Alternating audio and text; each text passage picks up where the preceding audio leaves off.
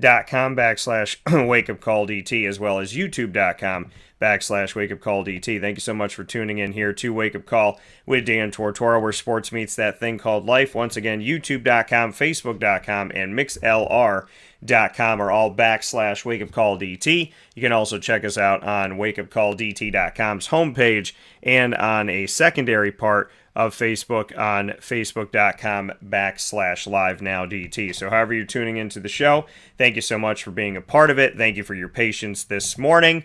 We truly appreciate that tremendously. And it is now time to get into the annoying moment of the week. Coming up inside of the Cafe Kubal Studios, we are here with our 3 signature segments of every single Friday, as well as our Pacer Pride special that we have for you every Friday as well. So inside of the Cafe Kubal Studios, we have Ma and Pa's Popcorn.com's What's Poppin'. We'll start things off with the annoying moment of the week, proudly presented by Carvel DeWitt. Then we will jump into LEAD, which is the acronym that stands for Learn, Evolve, Ad-lib, and Deliver. That's presented by Chick-fil-A Cicero and Chick-fil-A Clay. Today's topic, we will be focusing on the golden rule, treating others as you would want to be treated. We'll be discussing that. Then we'll announce our top dog of the week, proudly presented by Canine Camp Dog Daycare and Canine Kampground Dog Boarding.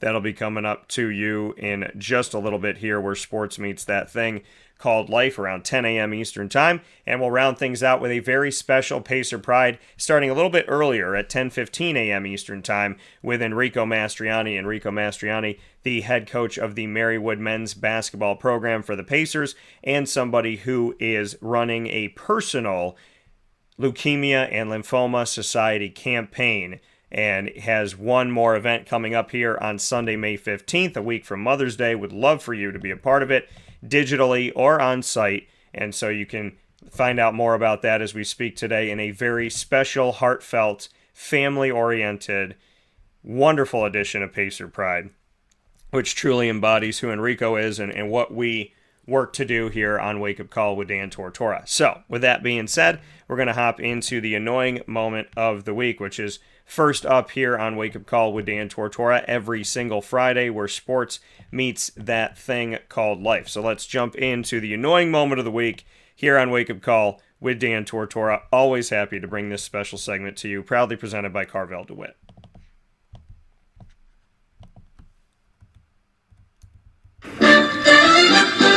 Dan Tortora proudly brings you... Is that for real? Are you kidding me? The annoying moment of the week. I'm really honest. I don't know how to respond to this. Presented by Carvel DeWitt, 4322 East Genesee Street. It's what happy tastes like. You have to be that crazy. I guess so.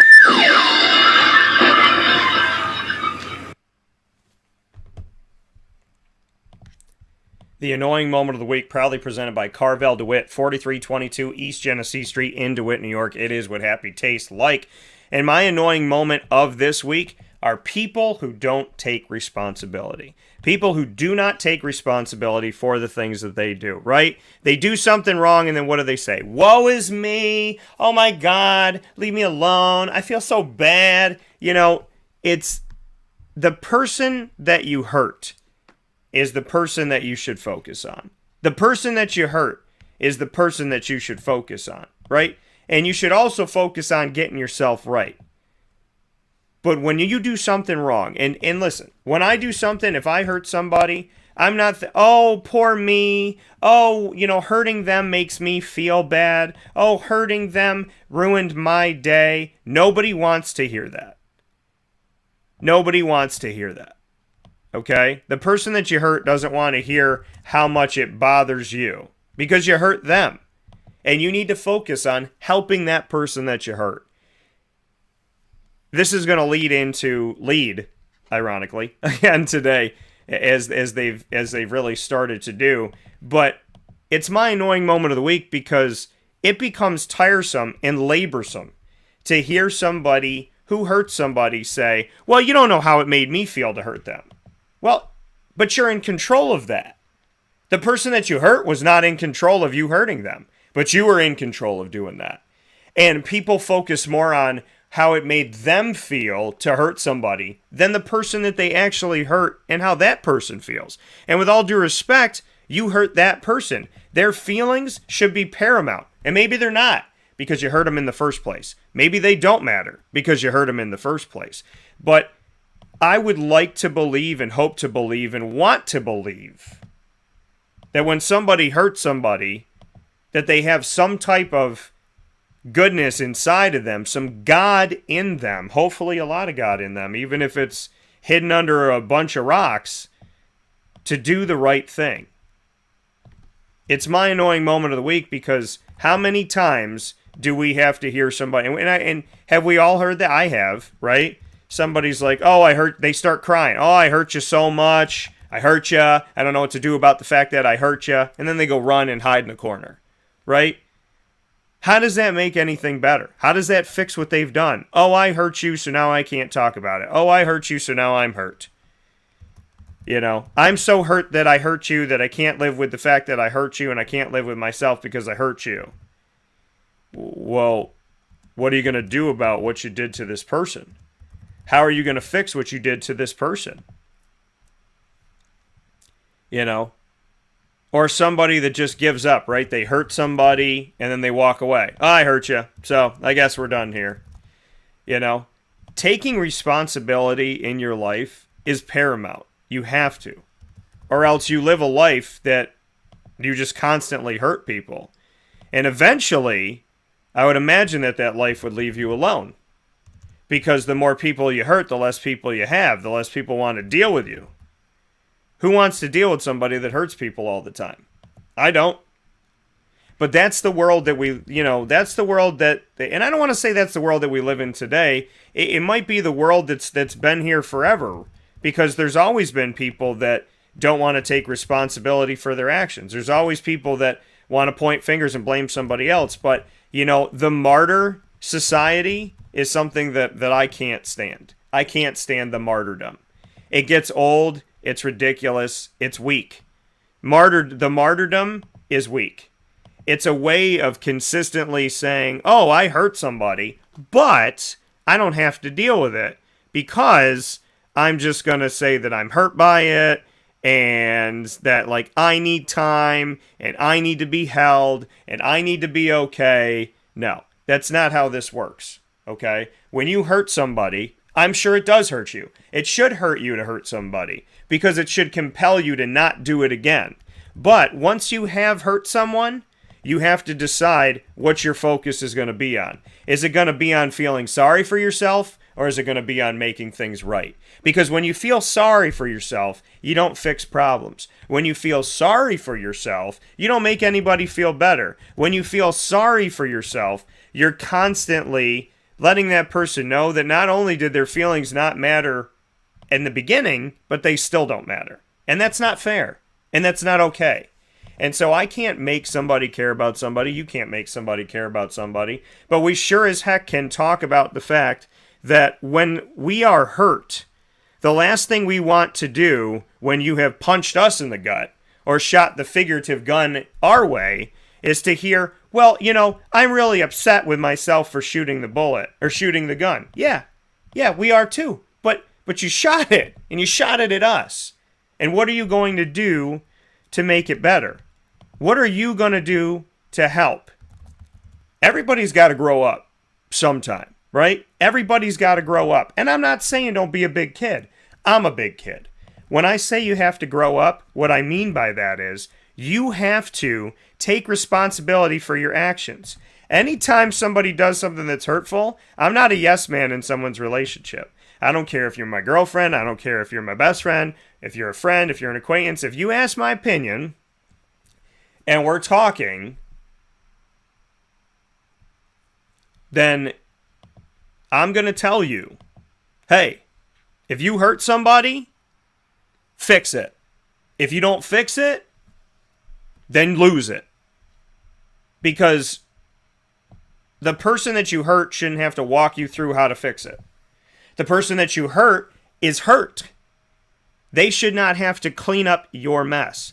And people that refuse to grow and take responsibility and evolve and be mature, They hurt and they hurt and they hurt and they hurt and they hurt and they hurt and they hurt, and then they look around and they wonder, why is all this happening to me? It's not happening to you. You're happening to other people. I'm going to say that again. It's not happening to you. You're happening to other people. How you treat people will eventually backfire on you. It eventually hits you. If you're really good to people, then that comes back. If you're really bad to people, then that comes back.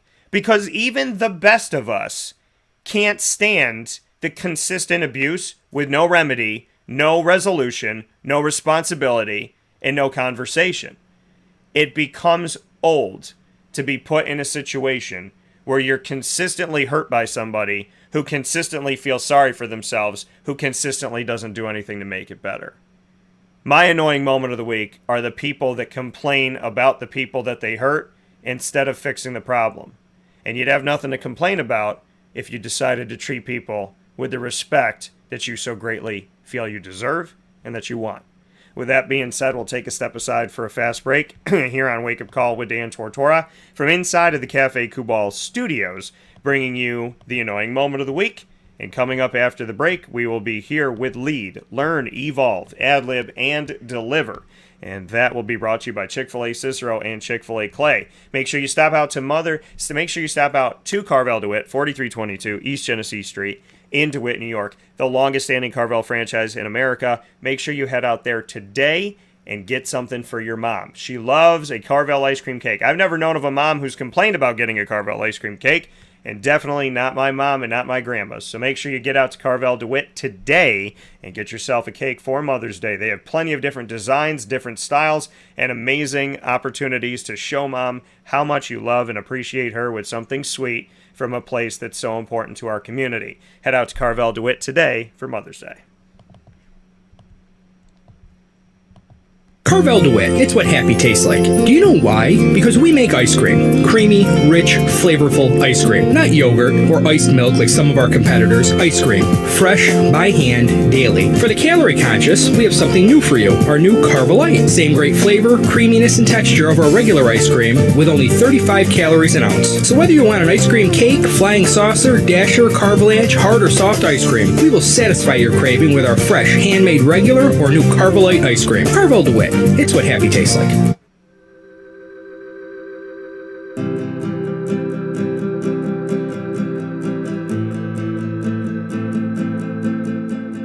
Cafe Kubal offers same-day local delivery of our products, offering no delivery charge for Onondaga County. Shop cafekubal.com for fresh roasted coffee beans, cold brew, travel mugs, and all your essential Cafe Kubal needs. Cafe Kubal, coffee for the soul.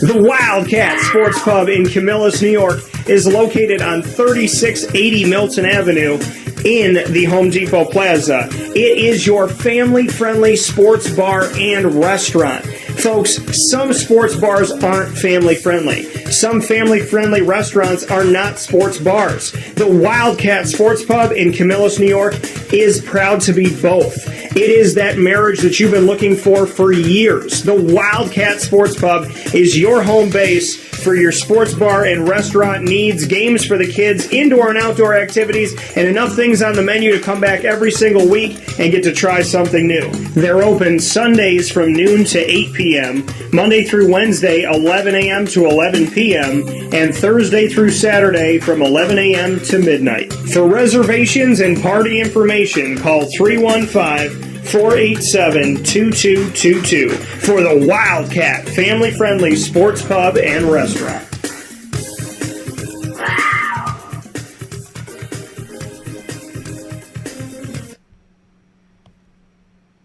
Welcome back here to Wake Up Call with Dan Tortora inside of the Cafe Kubal studios. We're hanging out with you where sports meets that thing called life. You see that sun, and it's coming out of a coffee cup. I know that we have the black background here, but you can definitely check out our new logo, which I am so very proud of, and I want to thank John Grenquist for that. Our Wake Up Call logo, our Superpowered Pop, Dan on Disney, Comic Book Trails, and the overall company logo for Dan Tortora Broadcast Media, which simply puts together all of the production that we do with the microphone and the headset in that awesome logo that I feel just looks good on everything. So big shout out to John Grenquist. Thanks to Mark Products for giving us some product, and thank you for everything that is to come, because we do have some awesome stories coming up for you. But I want to thank Mark Products and John Grenquist as well before we step forward here in today's broadcast. So inside the Cafe Kubal studio, so happy to be here with you. Cafe Kubal, 3501 James Street, 324 West Water Street is now reopened.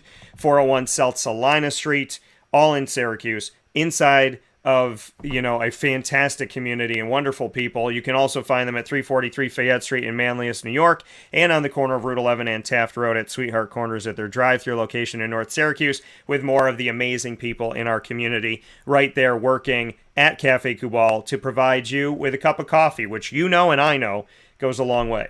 During this pandemic, I said, may we never forget how much it means to us to just be able to go out and get a cup of coffee, to just be able to go out and do something that we enjoy doing. May we never forget the importance of that, because we had that taken away from us. So, where we couldn't go out and just simply get a cup of coffee. We had to literally stay in the house. So something as simple as that went away. May we never forget the importance of being able to go out and grab a cup of coffee.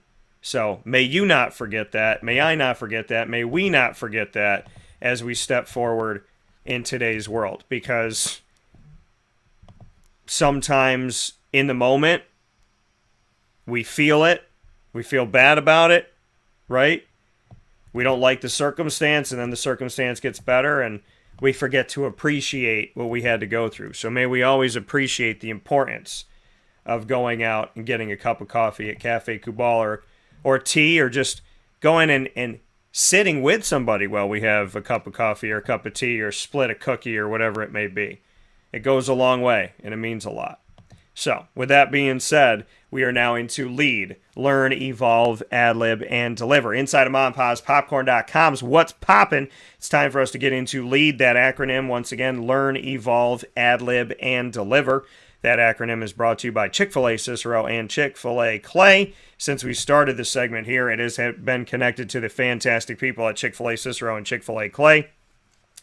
And we have the opportunity every single week to focus on a new topic. Today's topic is the Golden Rule. Now, the Golden Rule.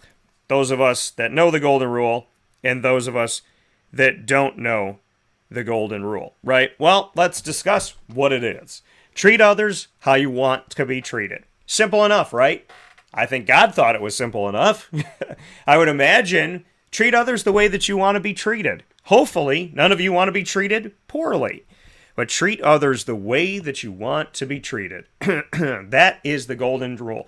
Treat others how you would treat yourself. So why is it today's focus? Because I don't think we do it. I don't think we all do it. As a society, I think we are struggling with this, right? We've become a society that is very, very me-driven. Me. How do I help me? How do I me? How do I me, help me. And we've forgotten to treat others the way that we want to be treated. Listen, nobody likes to get cut off in traffic, but would you want somebody to drive up next to you and scream in your face and threaten to kill you? No, so you probably shouldn't do that to somebody else. We don't want... we don't want something to go awry when we're trying to order a package. But do you want to be on the other end of that call to Amazon or to FedEx or to UPS when someone's screaming at you, telling you that you're a horrible person and you should kill yourself because you didn't bring the package to the right house? No. So don't do that.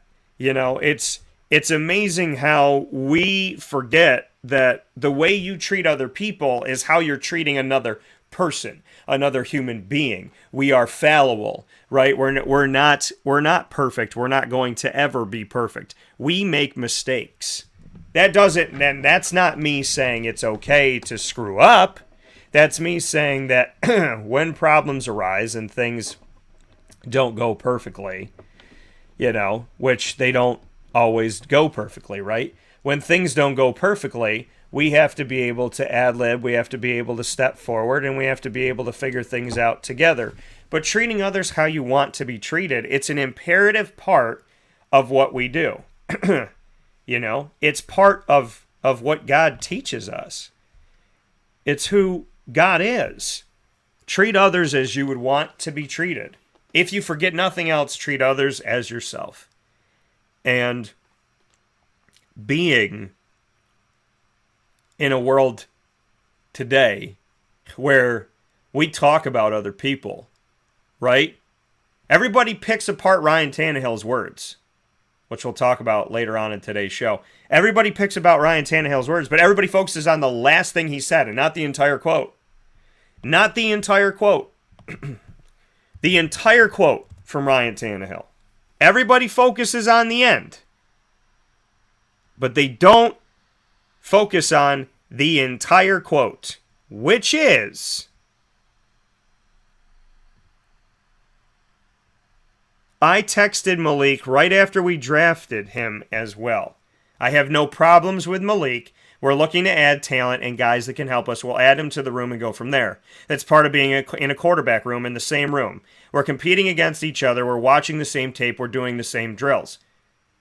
Then he said, I don't think it's my job to mentor him, but if he learns from me along the way, then that's a great thing. If he learns from me along the way, then that's a great thing. He didn't say, I hope this man dies, screw him, he trash. He didn't say that. He said, I don't think it's my job to mentor him. I don't think it's necessarily my job to teach him. Some CEOs teach the next CEO. Some CEOs, while they're being ousted, do not feel the need to teach the next CEO. Ryan Tannehill could be, and this is the thing. What about Aaron Rodgers, right? When Jordan Love was drafted to the Green Bay Packers, what did I hear the media say?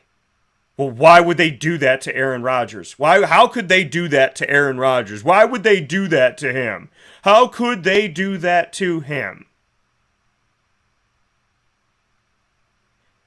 But when Malik Willis gets drafted and Ryan Tannehill goes, I don't think it's my job to mentor him. Oh, how could they do that? How could he do that to him? How are we opposite? Ryan Tannehill's not done playing football. He just resurrected his career in Tennessee. They were the number 1 seed without Derrick Henry. Give the man some credit. Give Mike Vrabel, the head coach, some credit. Give the dudes on defense some credit. Give their special teams some credit. Give the guys who filled in at running back some credit.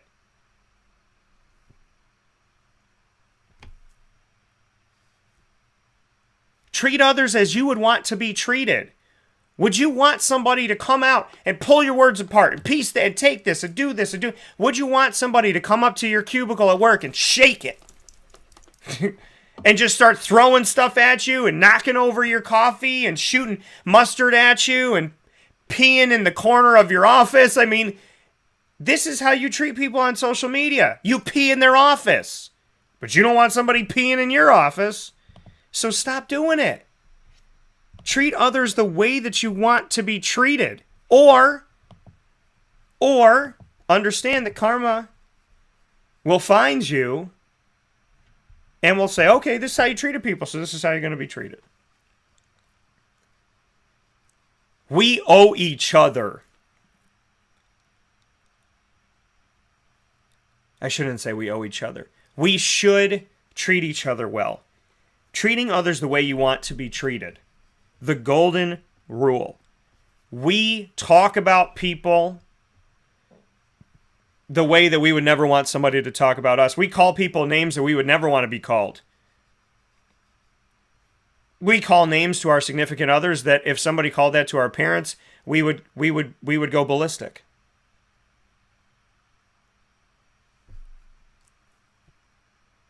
We let our garbage on the front lawns of our neighbors, but we would never stand for a neighbor doing it to us.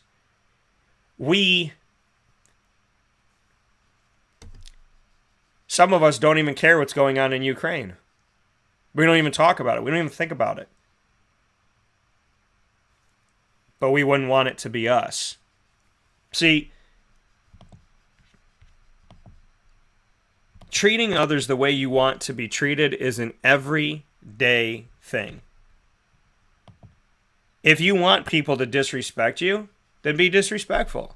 If you want people to treat you like garbage, then treat people like garbage. If you want people to never see your value, then don't see somebody else's value.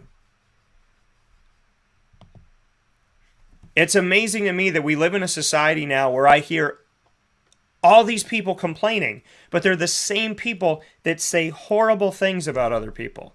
They're the loudest complainers, and they are the meanest, nasty people. You can't question anything they do in their life, but they question everything you do every waking moment of your day. The hypocrisy of treating someone the opposite of how you want to be treated. Treating someone like the scum of the earth when you are a king and a queen and you can do no wrong. May he without sin cast the first stone. None of us are perfect. None of us are always right.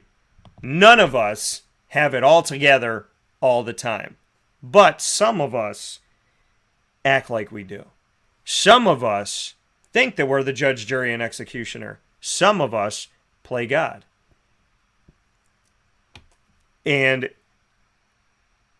seeing it is mentally and emotionally, for me, exhausting. To watch people attack people claiming to know better than everybody else. Listen, nobody's perfect. Not even you that's listening and watching right now. Nobody's perfect. Nobody's perfect. That doesn't mean you shouldn't strive to be the best you can be.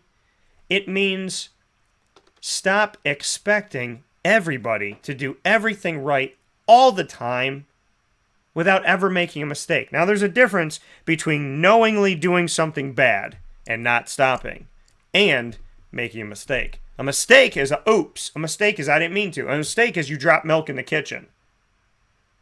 Cheating on your boyfriend is not a mistake. Lying to your parents is not a mistake. Copying off someone's paper during a test is not a mistake. That's not a mistake. What is a mistake is dropping milk on the ground. Oh, I'm sorry, right? I might be driving through the parking lot. I don't see somebody come in. I see them and I got to put on my brakes quick. And they look at you and you go, I'm sorry. I didn't see you. I didn't see you. I apologize. I was checking over here. Now, if I'm on my phone and I don't see you, that's not a mistake. I was on my phone. I chose to be on my phone and I was not paying attention. Now, an honest mistake is an honest mistake, right? Hey, babe, I told you to take the trash out today. Oh, honey, I worked from like 9 to 3. It totally slipped my mind. I'm sorry. Now, should that person scream in your face? No. Do they do that sometimes? Yeah. Is that okay? No, it's not okay. But you honestly didn't mean to. As opposed to when people do mean to. When people do say things that are harmful. And I have never gone to the school of thought of, well, I said what I said because I didn't know that it was wrong, and I did what I did because I didn't know that it was bad.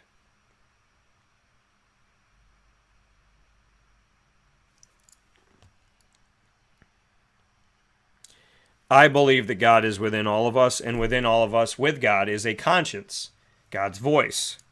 That voice is in everybody. Okay?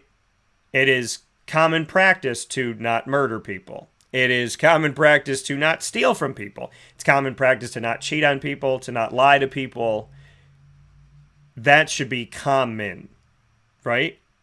To not swear at people, yell at people. Something inside of you, even if you grow up around swearing your whole life, something inside of you should have that feeling of, ugh, this doesn't feel right coming out of my mouth. Right? The best of us make mistakes.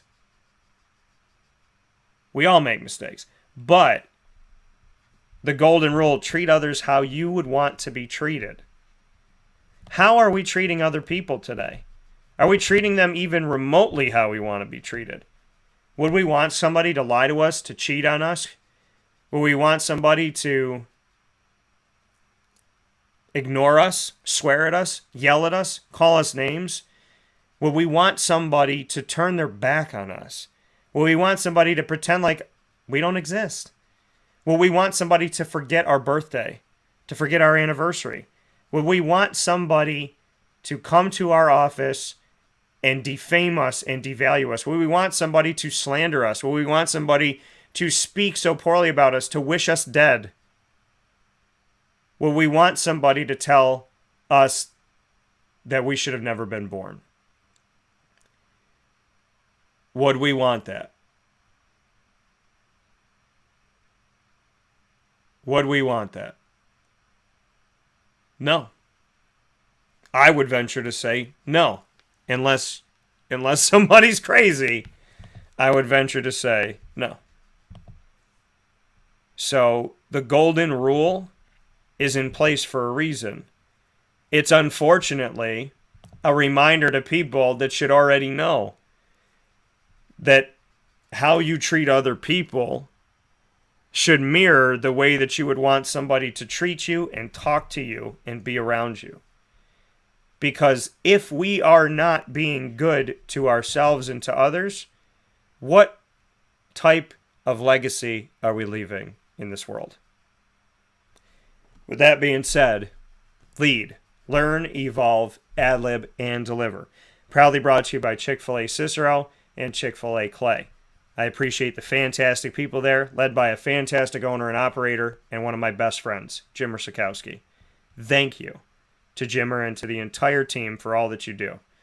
Coming up next after this fast break, we'll jump into the top dog of the week as we honor someone brought to you by Canine Camp Dog Daycare and Canine Kampground Dog Boarding. Right after this fast break, from inside of the Cafe Kubal studios, where sports truly meets that thing called life.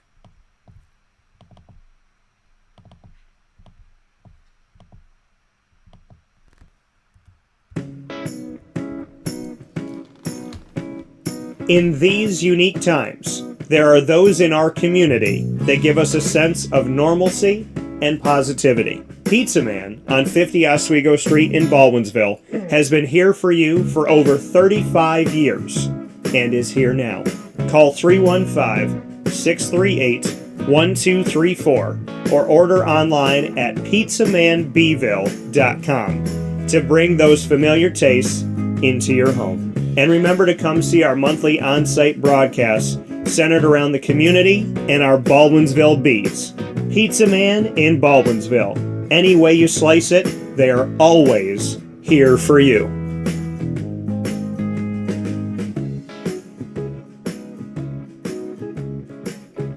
This is Jimmer Sikowski, owner-operator of Chick-fil-A Cicero, 7916 Brewerton Rd in Cicero, right in front of the Home Depot. I had a deep feeling that God wanted me to do something bigger with my life and to help people, help others. I kept putting Chick-fil-A in my life, and I realized as I was going through the franchise selection process that positively impacting the lives of others was really core to what we do here at Chick-fil-A. First of all, it starts with the food. The food is brought in fresh daily. We bring in local produce. We prepare to order in the kitchen. We hand bread our chicken. We hand spin our milkshakes. It's great food. It doesn't taste like fast food.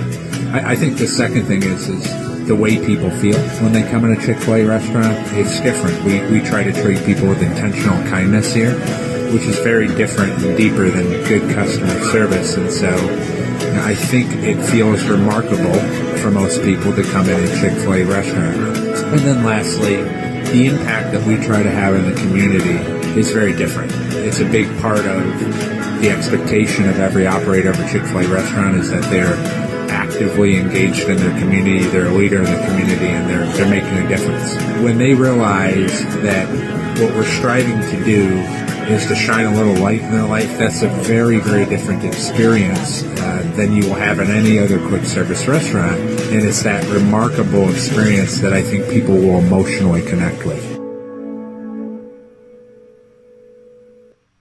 I'm George Townsend of Honda City with some good advice when buying a new car. The true cost of owning a new car is determined by the appraised value when you trade it. No vehicle appraises higher than a Honda. Next, look for low APRs and deep discounts. You also want low maintenance costs and great fuel economy. That's why my advice to you is to buy a new Honda. Looking pre-owned, visit our Honda Certified Used Car Center. Honda City, 7140 Henry Clay Boulevard, Liverpool, or HondaCity-CNY.com. It would be a pity if you don't shop at Honda City.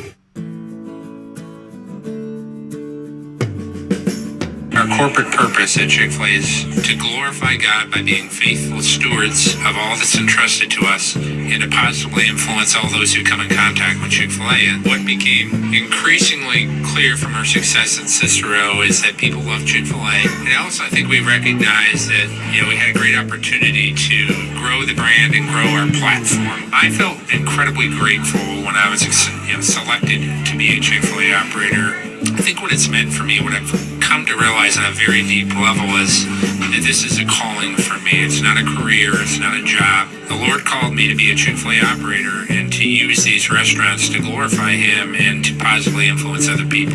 I'm blessed. I'm very blessed. Head to Chick-fil-A Clay on 3974 State Route 31 in Liverpool, New York. Welcome back here to Wake Up Call with Dan Tortora inside of the Cafe Kubal studios, hanging out with you where sports meets that thing called life. And here inside of these Cafe Kubal studios, want to remind you that you can grab your cup of coffee, tea, chai. I love the chai. And I'm all about the chai at Cafe Kubal. Almond milk, get the chai. I get it hot. It's also really good iced, though. I've got it a couple times iced, so I would say either or, to be completely honest about that. And I love all the flavors. I've had honey, the brown sugar, the French toast. I've had pumpkin is my favorite. And I've also had the mint, which was very good. I didn't know how I would feel about mint with the chai in it. It actually balances out really well. So there's a lot of great stuff you can get at Cafe Kubal, 3501 James Street, 324 West Water Street, 401 South Salina Street, all in Syracuse, New York, 343 Fayette Street in Manlius, and inside of as well as going out to the corner of Route 11 and Taft Road to be inside of their fantastic location there, which has indoor dining, outdoor dining, as well as a drive-thru that you could find right there at the corner of Route 11 and Taft Road at Sweetheart Corners in North Syracuse. So, with that being said, we continue on today's broadcast from the Annoying Moment of the Week, brought to you by Carvel DeWitt, as well as Lead, Learn, Evolve, Adlib, and Deliver, brought to you by Chick-fil-A Cicero and Chick-fil-A Clay. It's now time to jump into the Top Dog of the Week, brought to you by Canine Kamp Dog Daycare and Canine Kampground Dog Boarding. But I cannot announce the Top Dog of the Week without having a little help from my little girl, Lily. Top Dog of the Week this week, folks, is all of you wonderful, incredible, amazing moms. I want to wish you all a very happy early Mom's Day. You have been wonderful. You are incredible, and we love you. I want to truly thank you for all that you've done to give us such an amazing, amazing life. To all the good moms out there, the moms that do the best that they possibly can, the moms that try, the moms that work hard, the moms that care about us kids. Thank you. I know, unfortunately, that not everybody has parents. Not everybody has leadership in the household. Not everybody has good role models. Not everybody has somebody that they can lean on. So I'm proud of the mothers who stay, who show up, who love, and who are there for their kids. To the moms who know what it takes to be a mom, I want to say thank you. Because you learn as you grow, right? And you learn as you go. Not every mom is perfect. Not every kid is perfect. But when you have a mom that loves getting lunch with you, talks to you every day, calls you up on the phone, texts you little sweet messages, always remembers every holiday to give you a card, and writes in there how much she loves you. She doesn't just put love mom. She puts why she loves you. Those are the great ones. The moms that keep in touch with you. The moms that check in on you.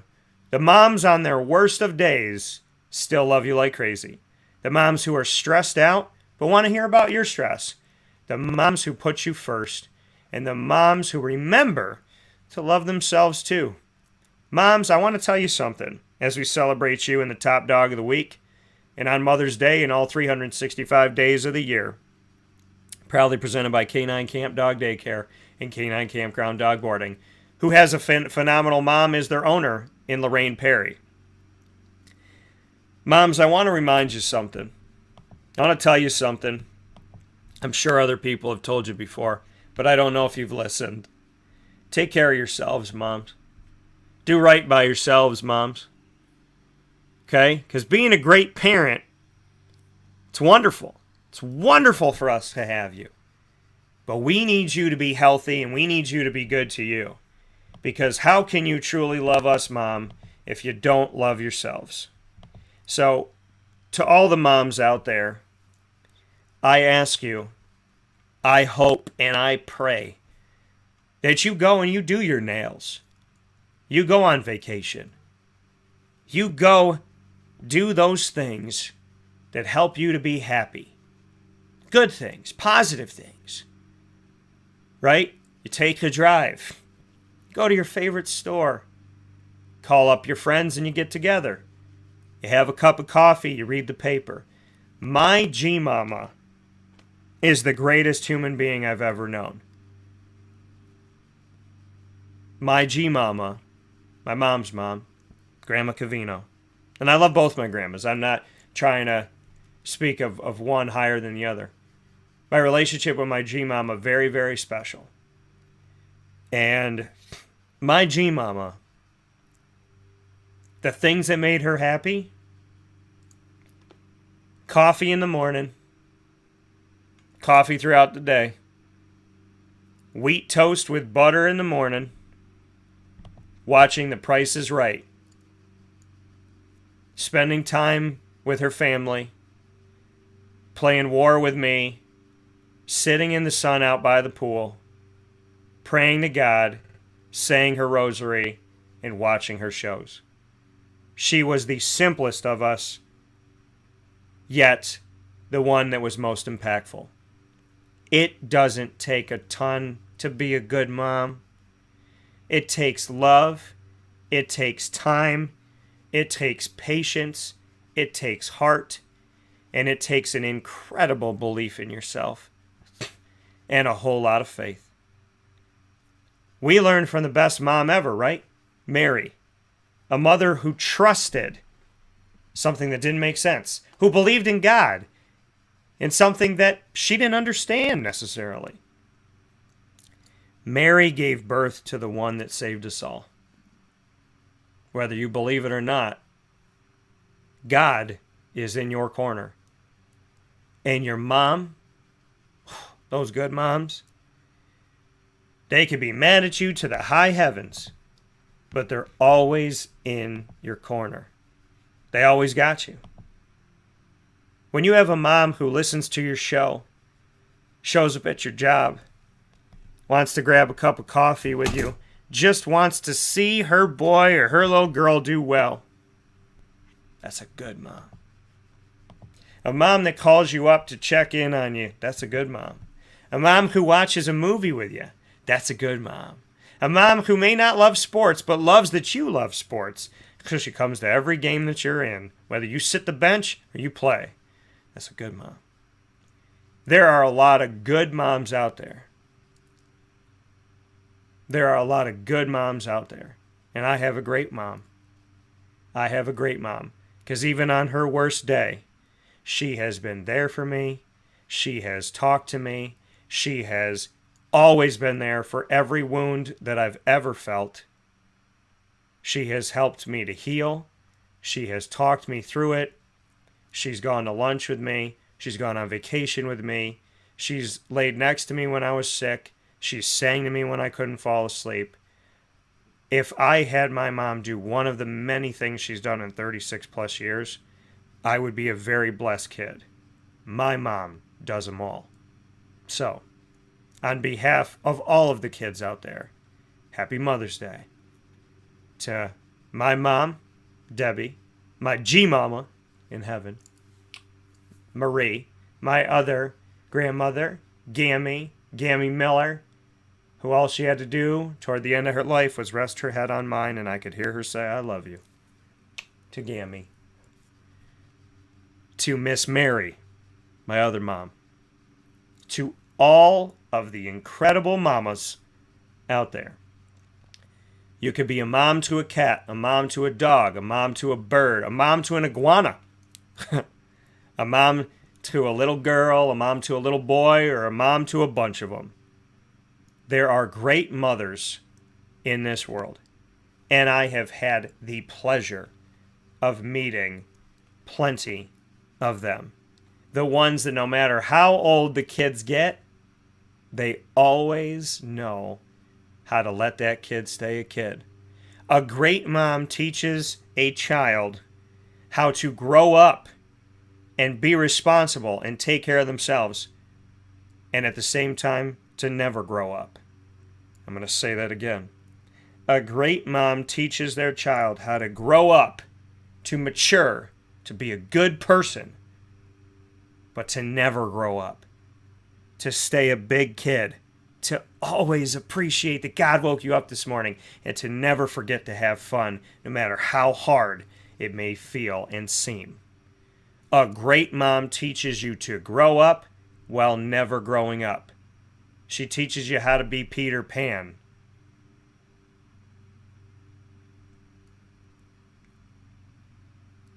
But to also help the lost boys and the lost girls of this world.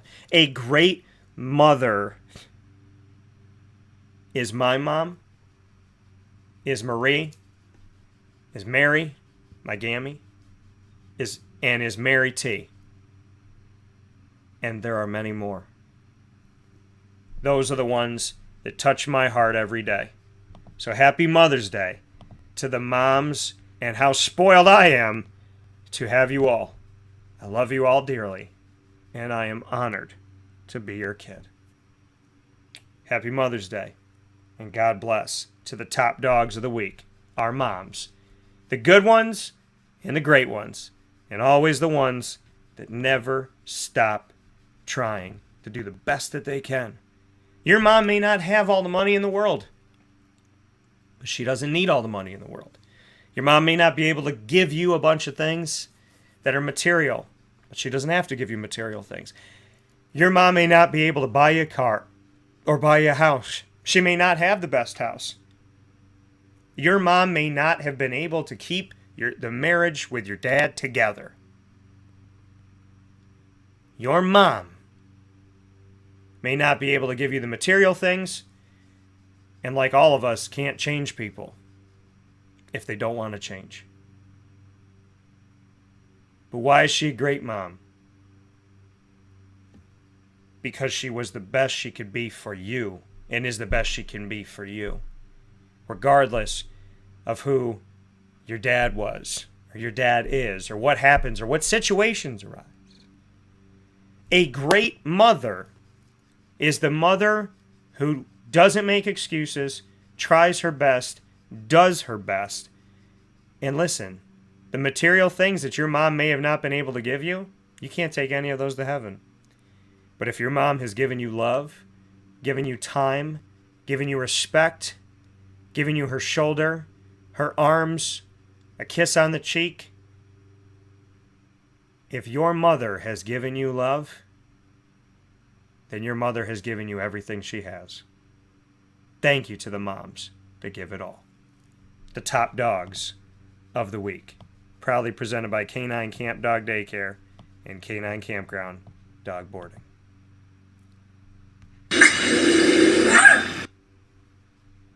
I love you, Mom. Mom. Mom. Mom. I love you all. Thank you all. We'll be back right after this fast break on Wake Up Call with Dan Tortora, where sports meets that thing called life. Jumping into our conversation with Enrico Mastroianni in an all-new Pacer Pride about recruiting, about family, about remembering those that we appreciate and love so very much, about paying it forward and always doing the right thing. Enrico Mastroianni after this fast break.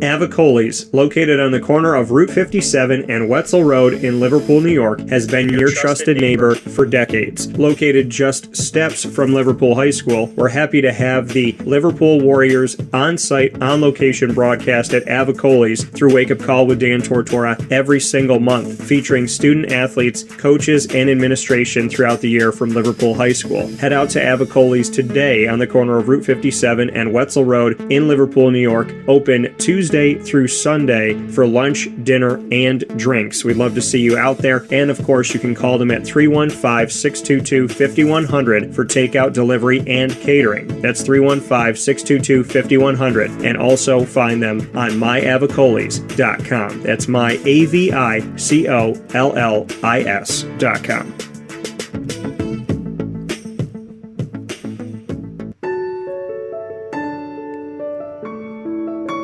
Having peace of mind when you're out of town that your furry-loving friend is safe and sound means taking them to Canine Kampground, because we all know that when it comes to the love of our pets, it goes well beyond the call of duty to make sure they're safe and sound. Right, Lily? So take a ride to 242 Johnson Street in East Syracuse, New York, and see Canine Kampground and where your dog will be staying. In the classic cabin, the executive cabin, the grand cabin, or of course the luxury cabin, because if you know Lily, you know she loves luxury. Now you don't have to wait to the last minute to find a family member or a friend that'll take your dog for a few days. Call Canine Kampground at 315-299-4013. That's 315-299-4013. Their drop-off and pickup times are Monday through Sunday. Check K9Kampground.com for more information. That's the letter K, the number 9, and Kampground spelled with a K.com. K9Kampground.com. When you're going out of town, bring your dog to Canine Kampground.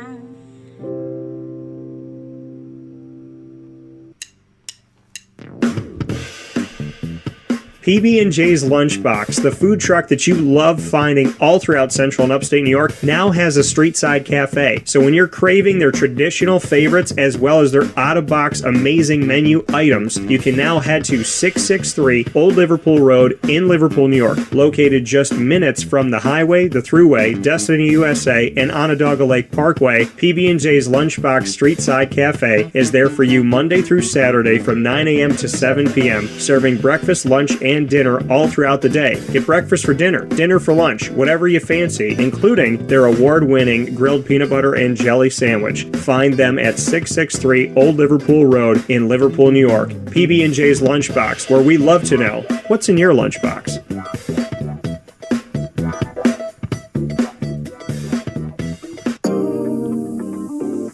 As a patient, what do we want? To be cared for, to be listened to, and to have someone walk us through the process on our path to victory. Victory Sports Medicine and Orthopedics does all of those things beautifully, with Dr. Mark Petropoli leading the team on 791 West Genesee Street in Skaneateles, New York, located minutes from beautiful Skaneateles Lake. Whatever your injury may be from head to toe, preventative care, rehab, physical therapy, laser therapy, and surgery are all available at Victory Sports Medicine and Orthopedics, where they care about us, they listen to us, and they understand that everyone's path to victory is a little bit different. Let them help you on yours by calling 315-685-7544 to make your appointment today. That's 315-685-7544. And find out more information at victorysportsmedicine.com.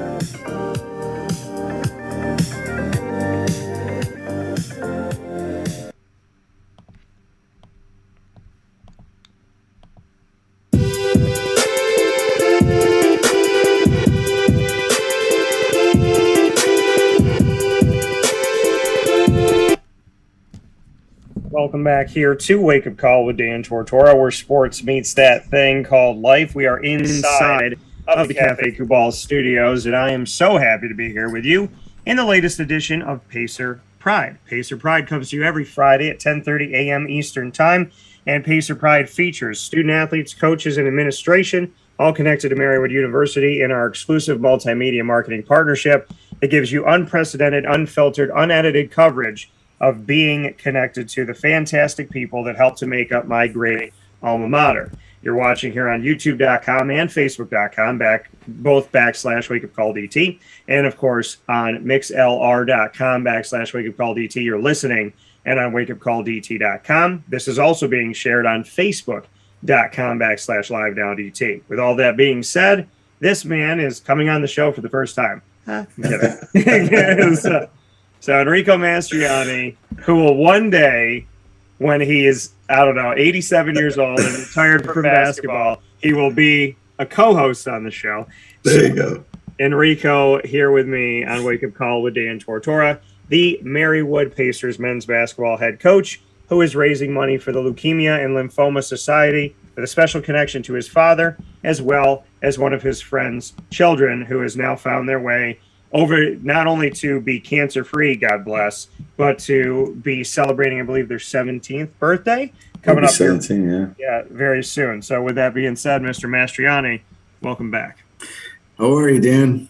Thanks for having me back again. I guess I have not overstayed my welcome. That's great. It's good to know. No, you could never overstay your welcome. I do want to make note to the people, though, as we're here on a Friday morning, that you and I Thursday night didn't know, but we watched the finale of Moon Knight together but separate, which was together but separately. Yeah, that was pretty awkward, but yeah, we did it. It was great minds think alike, they say, right? So no, it was definitely worth it. What'd you think?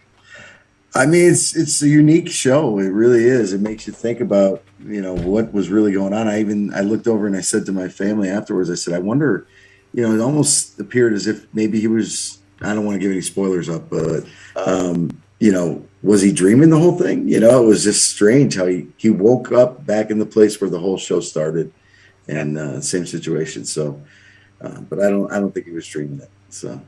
No, it's a really cool thing that plays with your mind, and that's why I am fittingly wearing my Moon Knight shirt today inside of the Cafe Cubal studios here on Wake Up Call. So, Enrico, we have a lot of things to unpack and get to. First and foremost, in this edition of Pacer Pride, I do want to shout out the fact that we have many commits that are coming in to this wonderful team, and I know that there's more than a dozen, but I know that they're not all being released right now, so I have to be mum's the word. However, I can announce that because these have been shared, Andrew Quinn, as well as Zach Carpenter, Jameer Taylor, and Mason Lane have all been announced as 4 new commitments to Marywood University. Your thoughts on these gentlemen? Yeah, no, they're great additions to our Pacer family, and we've spent a lot of time with each of these guys, and the whole class coming in, and we make it a point to make sure that they're very comfortable with us and with the opportunity, and that we are with them as well. And between my staff and I, we've all kind of taken part in this. The staff has been tremendous. It is a very large class, and that is it's attributed to the staff and how well they've worked on maintaining contact with guys and really being transparent in their communication about things. And I've tried to do that with everyone. And whenever they come to campus, we tell them the truth. We tell them that there's an opportunity that exists here, but it's not for everyone. It's got to be the right fit for you, both academically and athletically. And then there's that piece in between there, that social aspect that, has to feel right for you too. So we know it's not for everyone. And the guys that really, truly want to be here, that want to be part of our Pacer program and, have that pride in them, then we want to encourage that. We want to see it flourish. So we're going to try to set them up for success. Yeah, and having such a big class coming in, last season, your team was very young. You had some of those vets, but you had a lot of young players on the team. So bringing in 10 plus onto a team that is already has some youth to it and whatnot, what does that say about the fact that the new blood at Marywood University is going to be vast and it's going to hopefully be deep? Yeah, I think that's really, you could attribute it to the pandemic circumstances, right? Like, so for instance, our sophomore class this past season was really truly freshmen, because they had only played one game during their freshman academic year. So, in that sense, we were pretty young in terms of experience. But I do believe that since the season ended, we were able to get a little bit of work in, and through meetings and just kind of seeing the maturation process. I really feel good about the guys that left, that are leaving right now. Actually, finals week is just ending right now. The guys that will be coming back as returners in August. And I feel good about where their heads are. I feel good about their focus. I think that they made a strong commitment on the weight room during this off season, and they played a lot together. So I think they're going to be bound pretty tight. I think they're going to be a good group. And now we're looking forward to the summer when we could get this influx of commitments, these recruits that have decided to join us, get them together with the guys during summer camp week, and really hopefully help build that chemistry even better. What does the future look like for you, knowing that, with everything that's happened with COVID, having a lot of youth, and, getting some of these guys obviously experienced this past season, but what are you most excited about when you look at the makeup of this team that includes those players that you're bringing in? Yeah, I think we're going to get a lot more athletic. I think we're going to be, the youth is great in the sense that guys are fresh, guys are hungry, they're motivated, they're driven. We're maybe not as big this year as we were in the past. That's still yet to be determined. We'll see how things shake out with a couple guys, but right now at this point, we're expecting to play maybe a little smaller, a little faster. And that's good. A change of pace might be a good thing. Just try to see what we can do with the talent that we have. We definitely have a deep class, like you said. The amount of guys coming in, but then the quality of their play. And the quality of their character. I think that's the other part too. Like when you're recruiting, that's a big part of this. It's not just about what they can do with a basketball in their hands. They have to be able to do other things too, and we feel confident that these guys can. When you can't give scholarship, free tuition when it comes to like D1 and D2, and the NCAA can, but the D3 does not have that opportunity. What are your biggest selling points, and how do you find ways to jump over that? Because, I'm a proponent that I think if you're NCAA, whatever division, there should be some type of money that's allotted for that. But because at Division III currently it's not, how do you jump over that, and how do you sell the Division III model? I know what you're capable of at Marywood University, but how do you sell that model? Well, I think it's, you really have to find the right fit. And I keep going back to the academic piece. I think, at Marywood, we have strong academic success with our team and with our majors. And I think we have attractive majors for our players, that they can do both. They can do academics and they can do athletics, and they can do it well at a high level. That's really the positives of Division III model, is that, yes, basketball, there's an emphasis on that. And at times, no matter what level you're at, it feels like a full-time job. Yeah. But the focus for us is academics. We're never going to tell a player, that he has to come to practice if he's got a class. No, that's never going to happen. You got to be at your class. And, I think just the emphasis on success in the classroom is really the biggest piece. And we find that the individuals that are looking at us and that are interested in Marywood and Marywood basketball, they already have that piece to it. They already have that academic focus. So the scholarships in our case are merit-based scholarships based on academic achievement. So we are looking for guys that are really going to help themselves by what they did in the classroom during their high school careers. They generate, great marks, and they can earn a scholarship that's, going to help split the difference for them. And, financial aid, Marywood does a great job with financial aid to help kids afford school. And so it's a good combination. And I think that's why we were so successful this year with recruiting was we did a great job early on of getting visits on campus. We made a good impression, both athletically and academically. And like I said, that social piece, our players are very engaging. They get to know the kids when they come to campus. We spend time together. They eat lunch together. Admissions has done a great job to support us in our efforts with this. So it's a group effort. It's a group success. And, I think these guys in particular are guys that are going to thrive in this environment that is Marywood. That coming here from the Marywood Pacers men's basketball head coach, Enrico Mastroianni, myself, Dan Tortora here on Wake Up Call inside of the Cafe Cubal studios. You are watching and listening to Pacer Pride, our exclusive special weekly that airs here on Wake Up Call with Dan Tortora as a piece of our exclusive multimedia marketing partnership. You talk about team, and obviously the teamwork, right? The effort to help the Leukemia and Lymphoma Society. You've done a lot of this on your own, but in the sense of everything that you've had to do and the hours you put in, but you have that eternal team, that forever team, right? That team that involves Jamie, Home team. Angelina, yes, your home team advantage, Elena, Marco, Bruno, the team that is always there. What can you say about the team that you have at home, your aces in the hole, so to speak? Sure. Well, I'll take this opportunity to send a shout out to all the moms out there and happy Mother's Day early. Dan,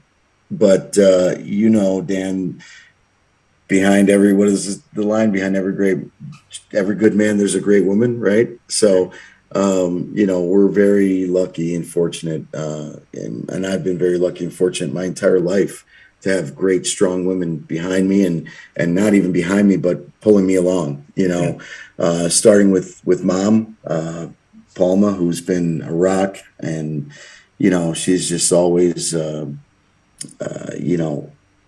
can I say it? Just like an angel, honestly.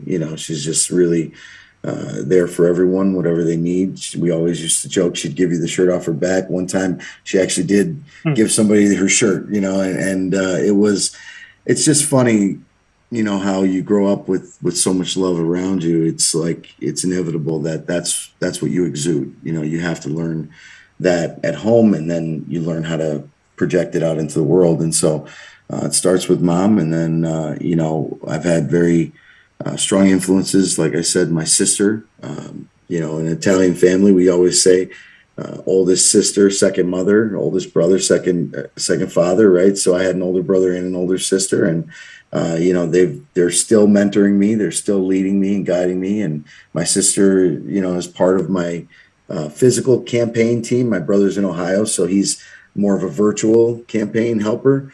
Yeah. And then, my aunts that have been around me and they're like sisters to one is my mom's sister. And then my godmother, who's my mom's sister-in-law, has been, my biggest fan forever. And then obviously, you marry a good woman, a strong woman. And Jamie has been able to manage the front here at home while I've been doing a lot of this campaigning. Not to mention what she's done to help me with the campaign and all the stuff that she did to help organize that cornhole tournament that we had, and the work that she's doing now on this next benefit that we have. It's incredible what she's been able to do with the three kids and all the moving parts. So I'm extremely grateful. Yeah, and mom, I gotta say, Palma, she is so sweet.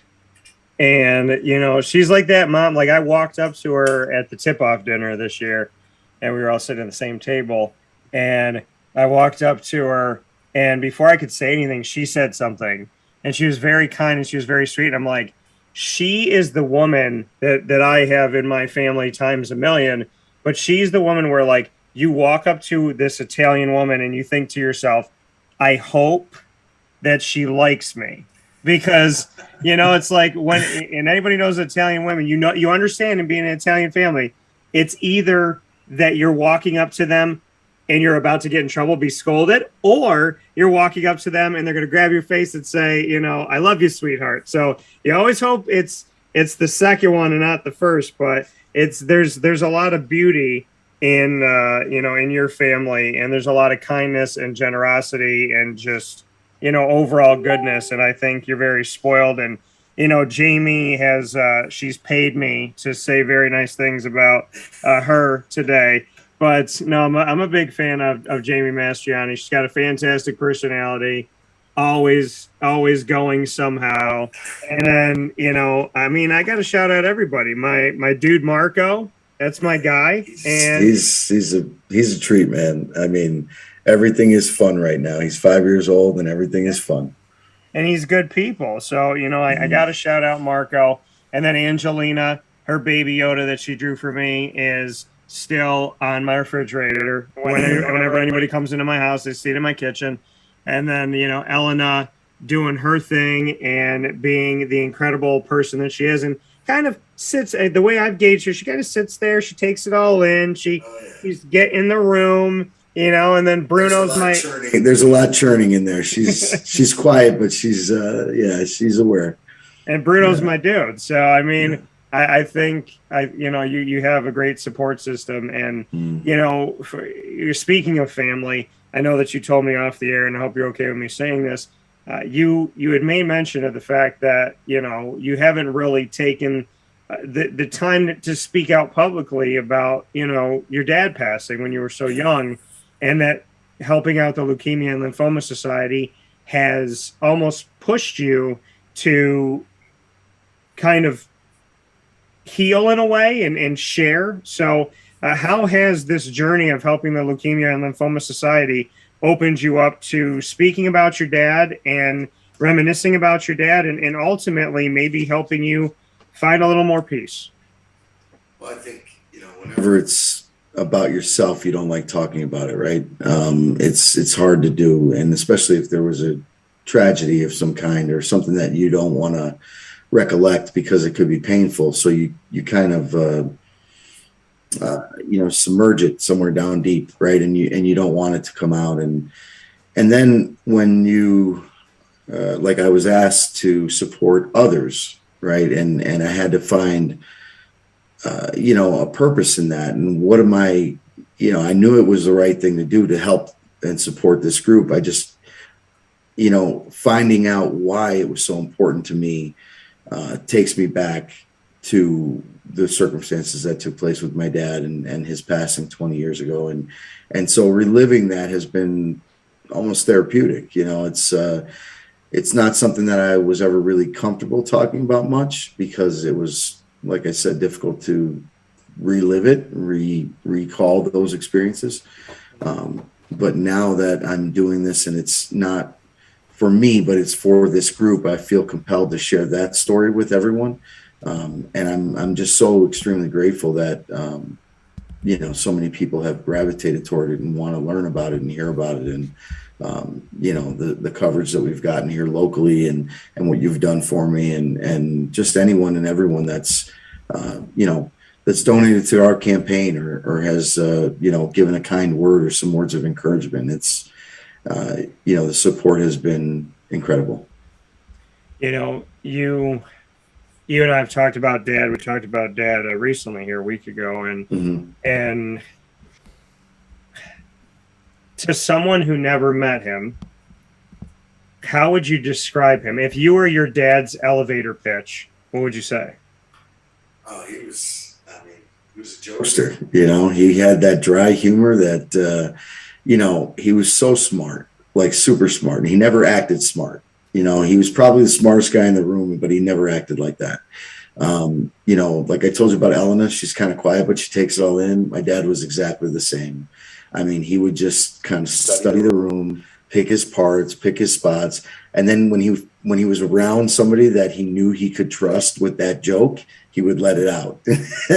And a lot of times it was either me or my cousin Anthony, who, you know, was his godson. And we would have a good time laughing about a lot of things. And those are small pieces of it. I mean, what he was more than that to me was the epitome of what a dad should be. I mean, he was at every event. He didn't miss a thing. I said in the one interview that I had recently that, he would work third shift. I mean, he would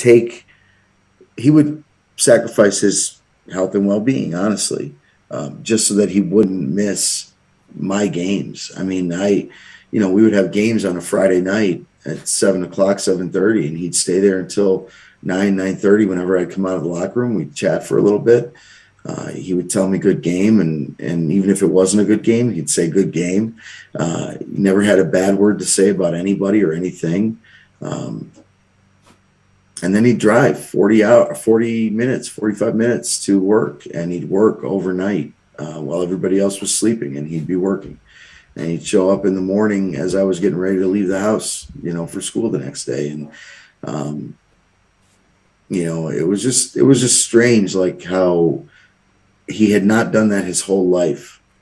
But then in, the last 10 years of his life, that he made a commitment to that just so that he could provide better for his family. So that's who I would say he was. He was a man who provided for his family, sacrificed for his family, really didn't want the spotlight, didn't welcome it, although he was always deserving of it.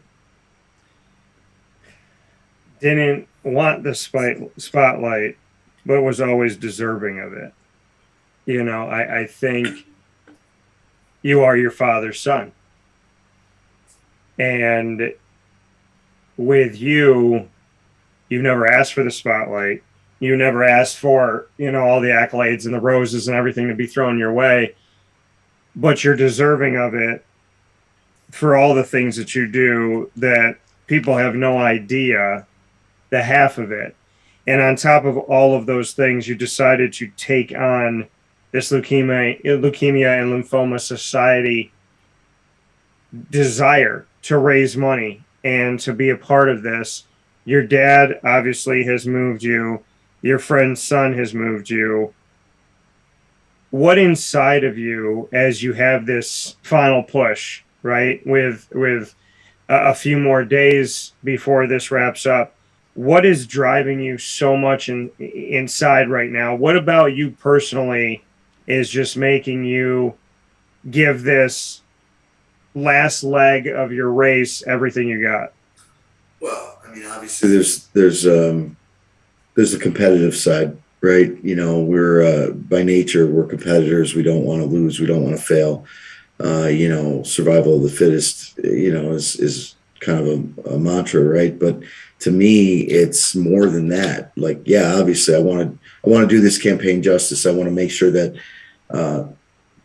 those that entrusted me with this campaign are not let down. I want to make sure that I don't disappoint them. I want to make sure I don't disappoint my dad's legacy. But more than that, I want to make sure that, 20 years from now, because it's 20 years for me since, that somebody else who might be in their early 20s isn't going to have to wonder whether or not their dad is going to be there. And, for those children that we're supporting and sponsoring right now, that they get the chance to be moms and dads, that they get the chance to experience that kind of life that unfortunately, a disease so devastating threatens to take it away. Right. So I don't know, I've always kind of felt like fighting for those who maybe can't fight for themselves was a thing that I was drawn to, a life of service. And I think, as a person, like I just told my team yesterday, anyone who has any kind of a position of influence that you can impact or influence a situation for good, not only should you do that, but you have a responsibility to, and I feel in this case that the group that asked me to do this felt like I had that kind of influence. Yeah. And so for me, there was no other choice but to try to wield that influence in some way for a positive. and in trying to wield that influence in some way to a positive. How do you feel this has gone? How do you feel that the campaign has been for you, and just how you've experienced the journey in the moment? You know, as we're getting close to the end now, I'm starting to feel proud of it. I'm starting to feel like we've made progress. You know, early on it was tough because I got such a, like, I don't want to say a late start, but I kind of limped into it. I wasn't really all into it because we had so much going on, finishing up this recruiting class, Marywood Giving Day, you know, postseason practices. I mean, all those things that we were trying to, you know, finish the job. So, you know, Dan, you know, I'm a guy that's all in, right? When I decide to do something, I'm all into it. And so when I finally said, okay, I'm going to go all in on this, it was challenging, because then that means that something else in your life suffers, right? And so in this case, for me, it was a little less time with my team, you know, talking with them, meeting with them, a little less time with my family, which, you know, unfortunately over the years they've grown accustomed to with the lifestyle that we live. But, you know, it's rewarding. I mean, honestly, I think in the end, that's what I would say, is that it was rewarding, because not only was it cathartic for me to talk about my dad and to share that story with everyone, but it was also, I know, impactful. You know, the feeling around it right now, and talking to friends and family and people who have started to see these stories come out, they're getting behind it. You know, they're feeling like this is the right thing to do, to get behind it. And I got to tell you, I'm really excited about next Sunday. I really feel like we're going to have a great showing. I hope the weather cooperates. I'm praying that it does. But I'm really looking forward to seeing everyone on the 15th out at the Union Craft House in Taylor. And I think it's going to be it's fun. It's going to be a fun experience. Yeah, and I want to mention this here. The Leukemia and Lymphoma Society benefit raffle for Enrico Mastroianni's specific fundraising here, Sunday, May 15th, 2 p.m. to 5 p.m. at Union Craft House, which is on 601 North Main Ave in Taylor, Pennsylvania. $25 a person. Kids 12 and under are free. It's free food and soft drinks. The first beer is free.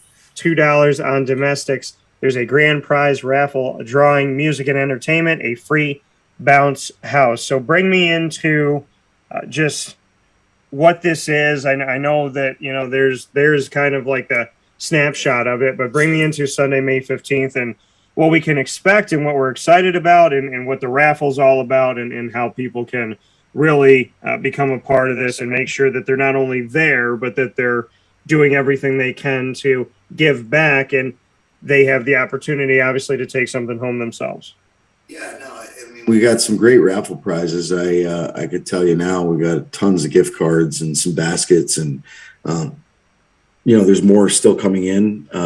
We've been making a lot of rounds, and I mentioned campaign team, and I talked about my sister and my wife, obviously, but I also would be remiss not to mention my sister-in-law, Danielle Burrier, who helped me a lot with the leading up to the cornhole event, and now my dear friend Mike, his wife Lindsay Manley is she's killing it right now. She's out everywhere getting help for us, and I think, you know, that's the other piece of it, right? So you start to add more individuals into the mix, and more people are getting excited about things, and so all of a sudden it becomes a great event, right? And so it took us a little while to get that going, but now I think we're at that point. So if you come out to the event next Sunday, what you're going to have is a ton of fun. We're going to have the live music you mentioned, you know, the bounce house for the kids. I tried particularly to get a Spider-Man bounce house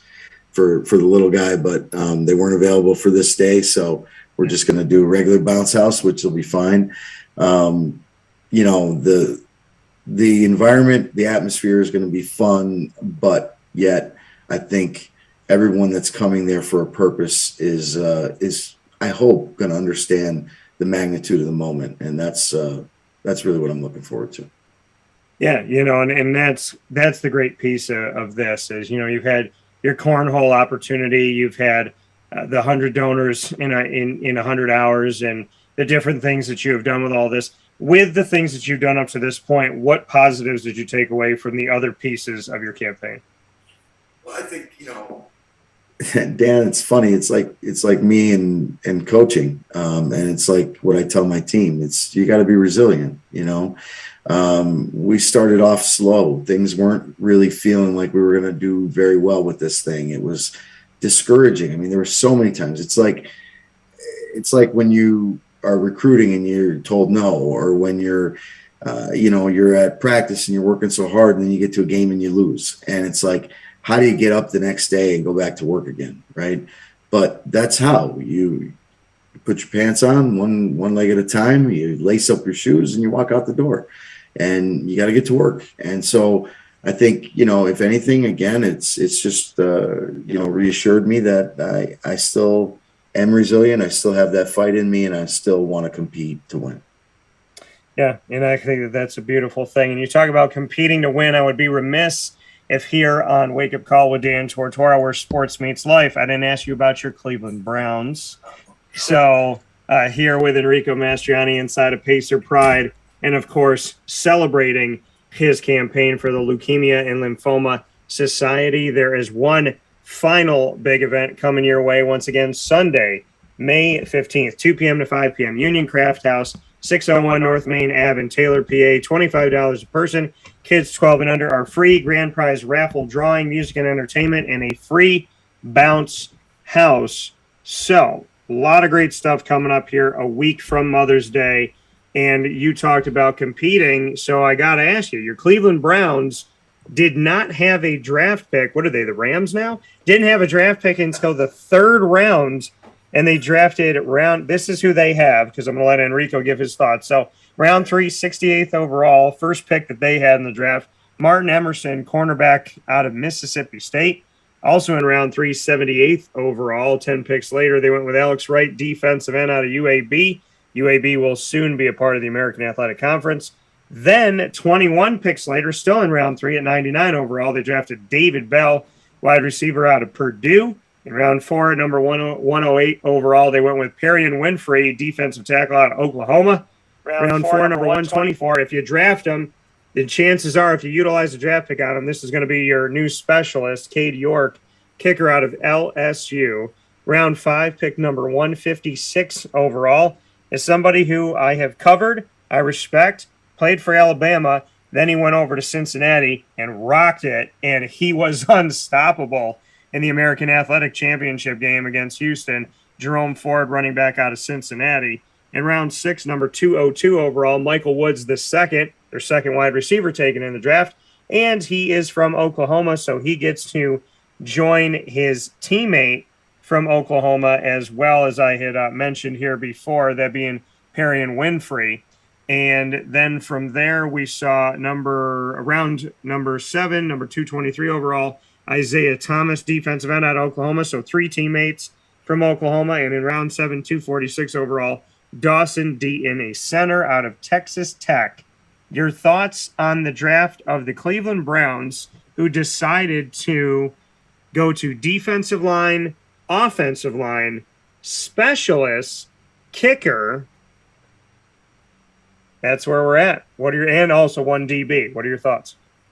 Well, I think they drafted for depth more than anything. I don't think that there's any standout stars yet in this group, although Perrion Winfrey, if you got a chance to see his press conference, was pretty hyped. I mean, that guy would be somebody I would be scared to line up against the other side. And watching his highlight film, it's pretty consistent with that.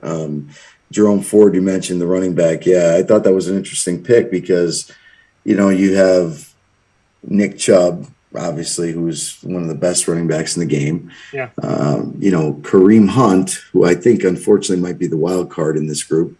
Yeah. Dearness Johnson, who had a great showing last year when both of those 2 running backs were injured, and he's on a really good deal financially for the Browns. And they have Demetric Felton from UCLA from a year ago that they drafted, who can play both receiver and running back. And then to bring in another back, it's kind of confusing. So people were kind of, talking about, well, what's going to happen now? Maybe they're not going to keep Kareem Hunt around. Maybe they're going to actually try to package him in a trade with Baker is what I'm hearing. I don't know whether or not that's really true, but that's speculation. It would make Baker enticing because he's not right now monetarily $18.8 million. Here's the thing that doesn't make sense to me. And Enrico, I love you, but there's a lot of things since the Browns returned in 999 that don't make sense to me. And I want them to win. I do. I have been, before I even met you, I've been like, I'm like, the Jaguars are my team, but with Cleveland, I don't know. I was like a little brother. I'm like, hey, I just want to see y'all win. So the Cleveland Browns picked up the option on Baker for $18.8 million, put themselves on the hook, and then went and traded, hence why they didn't pick until the third round, traded for Deshaun Watson. The Deshaun Watson saga has been uniquely interesting, maybe not as interesting as the Johnny Depp Amber Heard trial that I've been watching almost daily, but very interesting to see Deshaun Watson in this, like, will they, won't they, right? 2 years of, like, he can play, but he's not playing, but he's not in trouble, but he is in trouble, but he's healthy, but we're not going to put him out there, but we don't know if he's suspended, but we're going to wait. And then all of a sudden, out of nowhere, 22, 23 criminal charges, no criminal charge is going to happen in these cases. But then, once that's said, boom, number one free agent on the market. And everybody went from, wow, he might be a really bad guy, he might do really bad things, to, hey, he's available. Then there's a sweepstakes. Then the Browns get him. And then Roger Goodell and the NFL say, wait a minute, we may still punish this guy. Will Deshaun Watson play this year? Will he? I don't know. It's crazy. Yeah, originally I thought it might be like 6 to 8 games. But now I think they're really, again, people are talking about the Trevor Bauer situation in Major League Baseball and how, he is suspended, I think, a whole season, or was it 2? I don't know what it was. 2 years, which is a lot. It's and another guy who was found not guilty in a court of law, right? So that's what they're saying. If that's precedent, then this is not a good look for the Browns, right? And the whole thing with Baker and signing that contract, or at least the option, I don't really think they had a choice. I mean, they weren't sure about Baker. He had one good year with this new regime, right? The new ownership, or new leadership, the head coach and GM. They had one good year. They made the playoffs. Yeah. And then they wanted to see if that was an anomaly or if that was going to be consistent. Nobody could prepare for what happened with him with the separated shoulder, the torn labrum, all that, so nobody knew that was going to happen. And I think if, hindsight 2020, I wish personally that they would have just shut him down when it first happened.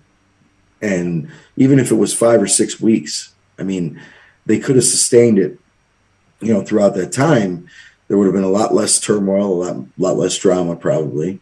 And Baker could have redeemed himself, last season and played better towards the end, and maybe, who knows, make the playoffs again. And then he would have got that deal that he was looking for, or at least he would have been a good bargaining chip for them to trade at that point. Now there's a lot of question marks, a lot of, uncertainty around it. So who knows when he'll go, but I don't see him ever playing for the Browns again. People are saying keep him around if Deshaun's going to be suspended and then start Baker, but I don't see that happening. I don't think that is a good idea. Hey, we don't want you, but we need you right now. So can you, I liken that to, like, I'm getting a divorce. I'm leaving the house. I don't want to be with my wife. I have a girlfriend, but, my girlfriend's kind of bothering me right now, and she's stressing me out. So I'm going to come live in the house for a couple months, before we officialize this official divorce, and then I'm going to go back to my girlfriend. No, you're out the house. You're out the house. Yeah. So, but let's talk about another quarterback, because you're a coach and you're all about team and you're all about togetherness. The world has lost its mind over Ryan Tannehill. Now, let me be real about this, folks. We were supposed to care about mental health, right? That became important during COVID. Like, it's always been important, but it got, like, I don't know, catchy in like 2021. So now that people are finally realizing that mental health is a thing and probably should be addressed and talked about, since we've all gone through different pieces of it. And, you know, I myself had moments where, I mean, we all do. So whether we admit it or not.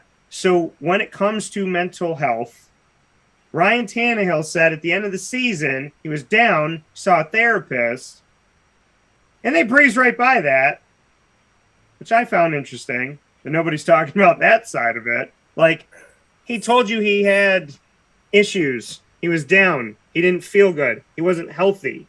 And then you ask him, hey, you know that guy that they just drafted who's going to take your job? Do you want to help him? And I'm thinking, his mental health's been down. He's been through a lot. He's admitting to you something extremely private. And then you jump right to, hey, what about your competition? And he says, it's not my job to I don't think it's my job to mentor him. He also said very positive things going into it about having him there and whatever. Nothing negative. Then he said, I don't think it's my job to mentor Malik Willis. But if he learns from me, he learns from me. I'm sorry, but in a world that, you know, makes mountains out of molehills to the point where I don't think there's any molehills left. Yeah. I actually didn't see a ton of this, and I don't want to speak out of turn on it. All I saw was the clip about it's not my job to mentor him. And then I heard, you know, people chiming in and going off on it. So, but I think there's two sides to that. I think, you know, when you're in a quarterback room, you know, naturally you want to be a good teammate, right? So you have to share information, you have to communicate, you have to eventually learn to work together. Yeah. So you don't necessarily have to be friends, but you got to work together. Same thing as on a team, in a basketball team. I mean, you may not hang out with this guy on a Friday night, but you know, when we're in the locker room, you're going to be close. You're going to get to know each other. Yeah. You know, you're going to talk. You're going to get to, you know, work together on things. So I think, you know, naturally that's going to happen over time. Like he said, you know, he's going to, if he picks things up for me, he's going to pick things up for me. Yeah. But, you know, Can I read you the direct quote? Yeah, go ahead, please. Quote, this is from Ryan Tannehill, since people like to just take little pieces of things. If you took a little piece of an Avengers movie, you wouldn't understand, but that's my thought. So, just like I've told people who have not watched Marvel movies that I'm now exposing to Marvel movies, I said, you can't just watch one and jump to Avengers Infinity War because you're not going to get emotional. You have to know who Thanos is. You have to severely dislike him, and then you have to watch Infinity War. So, this is what Ryan Tannehill said, quote, I texted Malik right after we drafted him as well. I have no problems with Malik. We're looking to add talent and guys that can help us. We'll add him to the room and go from there. That's part of being in a quarterback room. In the same room, we're competing against each other. We're watching the same tape. We're doing the same drills. I don't think it's my job to mentor him, but if he learns from me along the way, then that's a great thing. End quote. What did he say wrong? Am I crazy? No, you're not. You're right. And that's what is clickbait, right? That's what everybody says, right? So everybody just wants to, there's nothing, there's not a war going on right now that we have to talk about Ryan Tannehill. I mean, I saw somebody's like, Kim Kardashian wore Marilyn Manson's dress. I don't care. What I care about is people raising money for Leukemia and Lymphoma Society. What I care about are people that are trying to be head coaches and trying to navigate through COVID that's affected your team for the entire time the pandemic's been here. What I care about is good people doing good things for the betterment of society. What I don't care about is taking the end of, I'm happy he's here. It's great that he's here. We're bringing in talent. He's going to be in the room. And I don't think it's necessarily my job to mentor him. AKA, in my opinion, hey, It's not my job to baby this guy. I'm not the head coach. I'm not his trainer. I'm not the quarterback's coach. I am standing next to him throwing the ball. Somebody else should be helping him. It shouldn't just be me. I got to worry about myself and my family. And more so, I'm not going to lay down for him so that he could take my job, right? You know, like I think that's really what the message was that he was trying to say is, you know, look, yeah, he'll be around. We'll get to work together. He'll get to learn some things from me, but I'm not going to groom him to take over so that I don't have a job. Yeah. You know, hey, guys, I'm not really ready to retire. We were just the number one seed without Derrick Henry. Right. Yeah, no, I get it. It's, you know, and if clickbait, I'm telling you. Brett to Aaron Rodgers, I mean, let's talk about Brett Favre did do that to Aaron Rodgers. Well, that's the thing is, let's talk about Brett Favre and Aaron Rodgers. Yeah. Let's talk about retired. Just kidding. All right, just kidding. Oh, I'm not, just kidding. I mean, it's like 4 years of sitting there waiting, twiddling your thumbs. Mm-hmm. Okay, and when Aaron Rodgers was obviously not happy when they drafted Jordan Love and traded up for him, you know, people were like mad at the Packers, but they weren't mad at Aaron Rodgers. I think Aaron Rodgers has some things to say about that too when they drafted Jordan Love, about like the not mentoring him or something like that. Yeah. But again, that's, you know, look, it's a sink or swim situation, right? You're an NFL quarterback, you got to figure it out, and you can't be handled with kid gloves. You got to either figure out how to do it or you're going to get passed by, and it's the same thing in any sport. But yeah, that quarterback position has a lot of eyes on it, so I'm not surprised that somebody took a little piece of it and tried to blast it out there. You know, it's unfair. Sorry. I am here to work with him, but I'm not here to give him my job. Right. Yeah. What did he say? What did he say wrong, people? I mean, you know, and here's the irony. All the broadcasters that got on their shows and went crazy over Ryan Tannehill, are you grooming somebody to be the host of your show? Or you want to stay the host? Like, let's be real about it. If you're on SportsCenter talking, are you grooming somebody to come sit in your chair? No. So, like, let's call it what it is. Ryan Tannehill is fighting to keep his job. You're in the room with him. I don't think Nick Chubb's like, you know what? I really like giving up carries to Kareem Hunt. I think when we're on the goal line and I'm thinking to myself, if I get 10 touchdowns, I get an extra $500,000. If he gets 10, he gets $500,000. You know, I mean, his money's my money, right? Because like if he wins, I don't need it. Like, everybody wants to get into the end zone. Everybody wants to be handed that ball. Everybody wants to throw that pass. And I think it's really funny that the majority of the people that are flipping out on Ryan Tannehill are Monday morning quarterbacks, that if they were a quarterback, they would not want anybody being drafted to come in and take their job. Well, it's like I said, you know, we're all competitors by nature, right? I mean, you don't want to step aside and let somebody else win if you can do it. So, I don't blame him for saying it. I figured it was probably taken out of context, but I didn't know the whole quote, you know, so thanks for sharing that. Did I train Joe Forgione and then eventually did it move on and get all the way to Brendan Murphy? Brian Johnson there as well. Did I train Joe, no Brian, and then eventually got to Brendan Murphy and MU courtside? Yes. But did I ever give up a broadcast when I was there to anybody?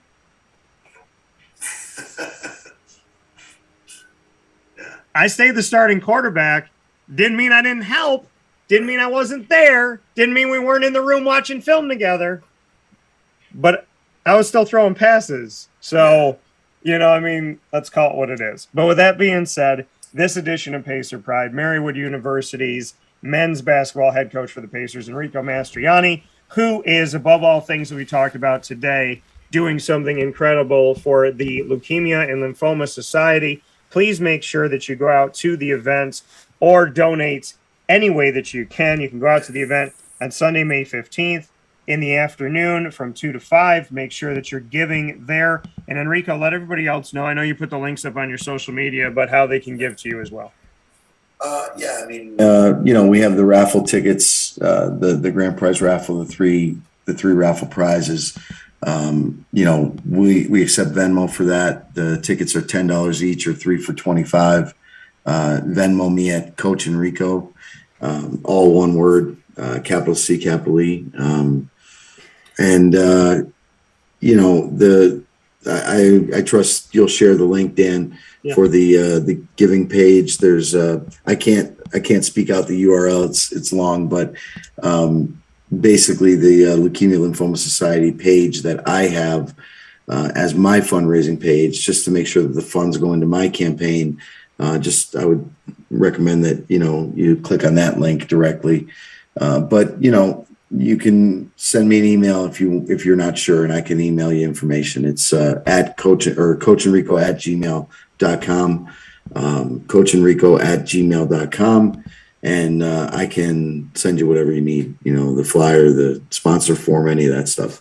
We're still accepting sponsors and donations up until the 13th, so the Friday before our event will be the cutoff, just because we have to collect all the checks and make sure that they all go in during this event. So it's going to be a fun time. It's going to be a great day. And what I'm looking forward to the most, I think, is seeing people there that maybe I haven't seen for a while and in several years, some old friends, some new friends maybe, but really just with the help of, like I said, some individuals who've helped promote our event and our campaign. I really feel good about what's going to happen here on Sunday the 15th, and I really hope everybody can be a part of it.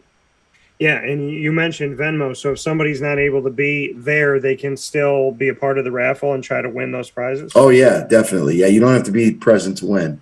And it's the $3,000 prizes. It's winner's choice, so whoever gets picked first gets first choice of the 3 prizes. Second place gets whatever of the 2 that are left, and then third place gets whatever's left at the end. So, so it's going to be a fun time. And we're going to do the drawing live right there at the Union Craft House in Taylor at the end of the event. So that'll be fun. And I hope that the people that are going to win are there, because I really don't want to lug all those things back home with me. Well, we'll see. I'm very excited about it, and excited to be a part of it. And so I definitely appreciate everything that you've done, Enrico. And, for the Leukemia and Lymphoma Society, for Marywood University, for the Marywood Pacers men's basketball team, for Scranton, Pennsylvania, for your family, for your dad up in heaven, for your mom here on earth, you have done an incredible job. And, your friendship is a pillar of my life. And it's, like I said, when I make my Avengers team, you're a part of it. I'm wearing green, so I don't know if that's a giveaway on what character I would be on the team, but I'm wearing Moon Knight because I'm a big fan, so I'm all ready for it. Thank you as always, Enrico. I appreciate it. My pleasure, man. Thank you.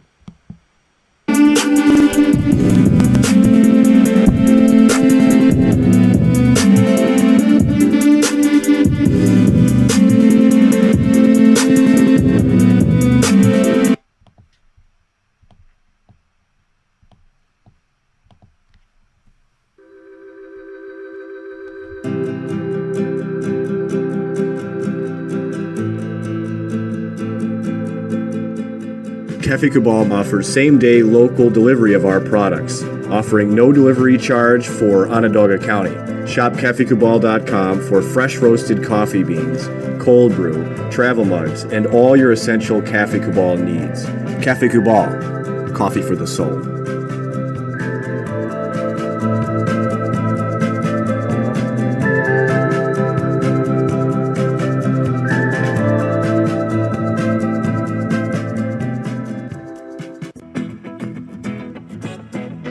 This is Amy from Mother's Cupboard, home of the whole frittata. We are open daily 6 a.m. to 1:30 p.m. For takeout orders, call 315-432-0942 and tune in to Wake Up Call with Dan Tortora for our monthly food challenge, and try our Wake Up Call signature menu item, available 7 days a week.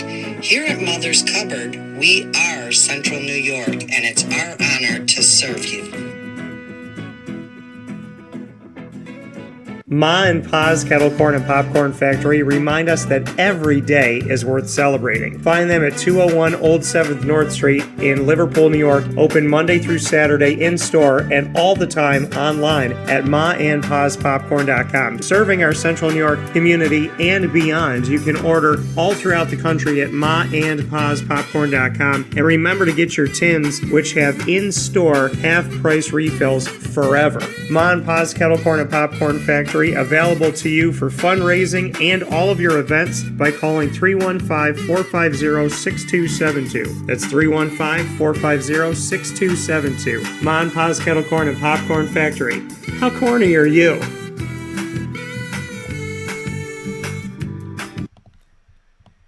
Welcome back here to Wake Up Call with Dan Tortora, where sports meets that thing called life from inside of the Café Kubal studios. I want to thank you for being a part of today's broadcast here on Wake Up Call with Dan Tortora. It is my honor and my privilege to be able to speak with you every Monday through Friday from 9 a.m. to 11 a.m. Eastern Time, and I cannot thank you enough for being a part of the show where sports meets that thing called life.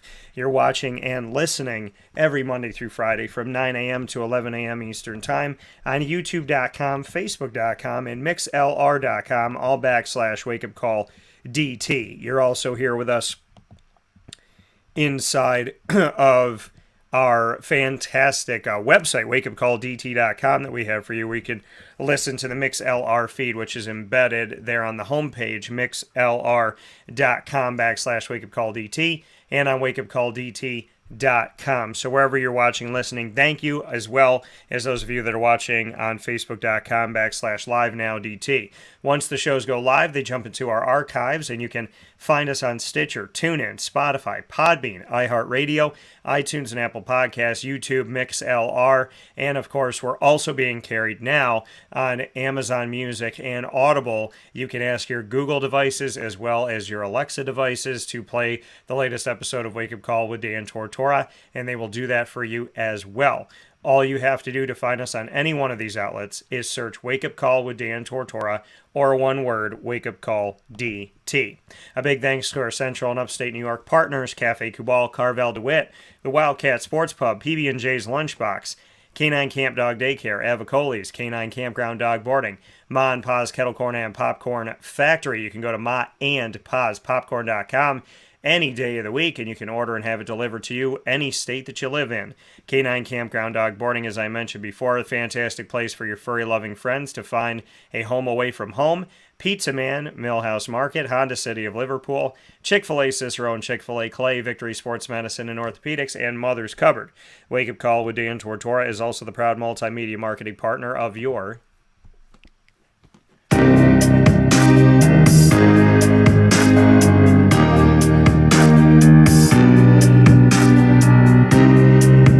Lemoyne College Dolphins. It is fins up all day, every day, here on Wake Up Call with Dan Tortora. And of course, on Wednesdays, we have our special Dolphin Time. Every Wednesday at 9 a.m. Eastern Time, we feature our specials with the Dolphins of Lemoyne, and you can get every first and third Wednesday new episodes of AD and DT airing exclusively on Wake Up Call with Dan Tortora at 9 a.m. Eastern Time with Athletics Director Bob Beretta and myself, Dan Tortora. Every second and fourth Wednesday, you will get our stories with student athletes, coaches, administration, future Dolphins, and alumni in our Dolphin Dive specials. You can get all of those by going to youtube.com /wakeupcalldt and clicking subscribe. You can also get it by going on to our Lemoyne tab on wakeupcalldt.com. And of course, all throughout the month, you can find the Dolphins with us with other specials that are airing as well. So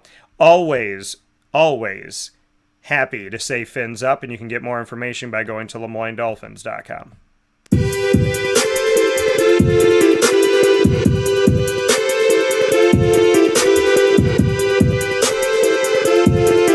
Wake Up Call with Dan Tortora is the exclusive multimedia marketing partner of your Marywood University Pacers. It is Pacer Pride all month long, all year long for my alma mater. You can find out more about the Pacers by going to marywoodpacers.com. And of course, you can get new editions of Pacer Pride with administration, student athletes, and coaches by tuning in every Friday around 10:30 a.m. Eastern Time, like the special we had today with Enrico Mastroianni. We want to thank Julie Trott, Pat Murphy, Sister Mary Persico, Rob Purowski, as well as Enrico Mastroianni, Jen Carlton, and Rob Aarons, all the people, Matt Ginto, that have been a part of Wake Up Call with Dan Tortora, Dana Sicati, John Butash, Jason Thiel, and so on and so forth, that have been a part of our shows and all that is to come. Carrie Brown as well here on Wake Up Call with Dan Tortora. You can check out all of our episodes by going to the Marywood tab on wakeupcalldt.com and by subscribing to youtube.com/wakeupcalldt.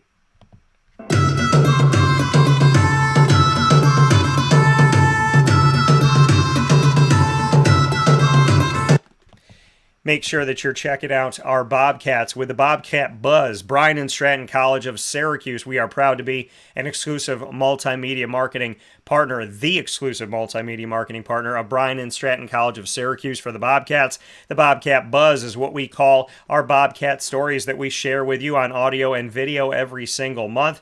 You can go and see our roundtable discussion with Sean Peak, Dan Frasina, Clay Gagan Sherman, Nick Dmitrievsky, and Alex Grigorita on youtube.com/wakeupcalldt and our BSC SYR tab on wakeupcalldt.com. We also have specials with Nick Dmitrievsky, Alex Grigorita, on site on location at Cafe Kubal, speaking on all things soccer with national champion Alex Grigorita, as well as our exclusive specials with Dan Frasina, our exclusive special with Clay Gagan Sherman, and our most recent special with Tay Baker, as we got to announce him as the head coach of the women's basketball team at Bryan and Stratton College of Syracuse, on the heels of announcing Clay Gagan Sherman as the men's basketball head coach after serving a few seasons as the women's basketball head coach and starting that program. The Bobcats have coverage that they have never had before, and they are here with you, and I am so elated and so happy to bring them to you every single month. The Bryan and Stratton College Bobcats here on Wake Up Call with Dan Tortora.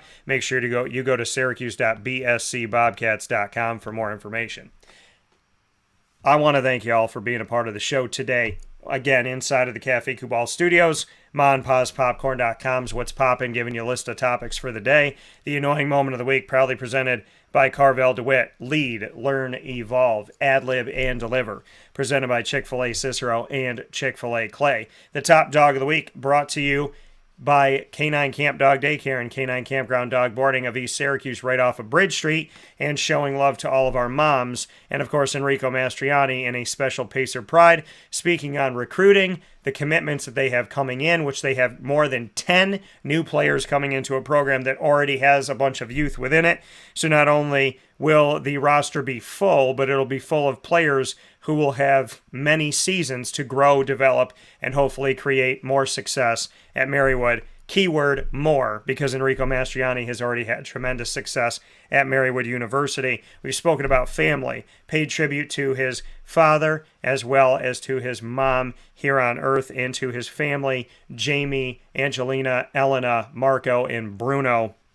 Thank you for loving Enrico so very much, and thank you for being there for him.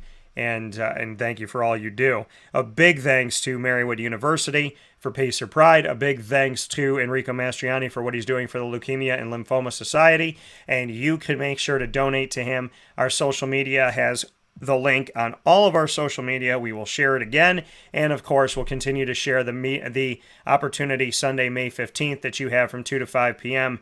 to go and support them and be a part of the raffle. And if you can't be there, you can digitally be a part of it as well. And you can always donate from now within the next week. Plus, here we have the last run of this Leukemia and Lymphoma Society campaign from Enrico Mastroianni. So we have a week and a little bit of change for you to donate. Thank you to everybody that has. Thank you to everyone that will. And please make sure that you do today. $1 goes a long way, folks. It's toward a good cause for Leukemia and Lymphoma Society, and a hopeful finding of not only positive treatments, but hopefully someday a cure, so that nobody else has to see anybody pass away and any one of their loved ones leave this earth due to that. So let's do what we can to do what we can. And thank you to Enrico Mastroianni for doing all he can. And like I said, I'll share those links on our social media, Facebook at WakeUpCallDT, the Twitter at CallDT, and Instagram at WakeUpCall_DT. In the meantime, God bless, no stress, do your best. We'll talk soon. Stay safe and be good to each other.